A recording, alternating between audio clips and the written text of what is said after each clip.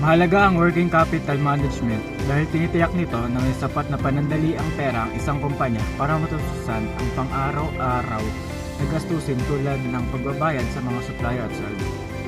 Ang epektibong pamamahala ay nag-optimize ng balanse sa pagitan ng pagkakaroon ng sobrang inventory or receivables at pagkakaroon ng napakalipid.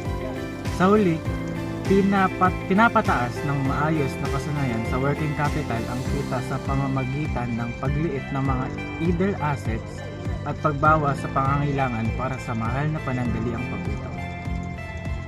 Direktang nakakaapekto ito sa kahusayan ng operasyon sa pamamagitan ng pagpapadali ng mga proseso tulad ng inventory turnover at mga collection cycle.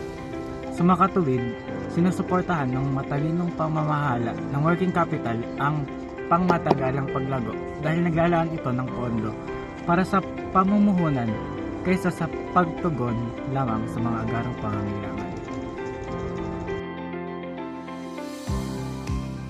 Ang moderate policy ang aking pangunahing pinili dahil pinapanatili nito ang balanse sa pagitan ng panganib at kita. Gamit ang dalawang magkaibang paraan sa pagsusuri, nagbibigay ito ng sapat na daloy ng pera para sa operasyon habang iniiwasan ang labis at hindi kapaki-pakinabang na gastos sa pamumuhunan.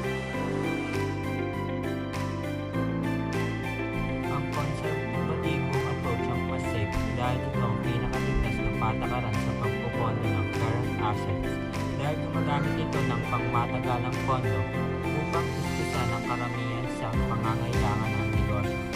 Sa paraang ito, nababawasan ang panganib ng kakulangan sa pera at hindi agad nagpipilitan ng negosyo na magbayad ng panandaliang utang.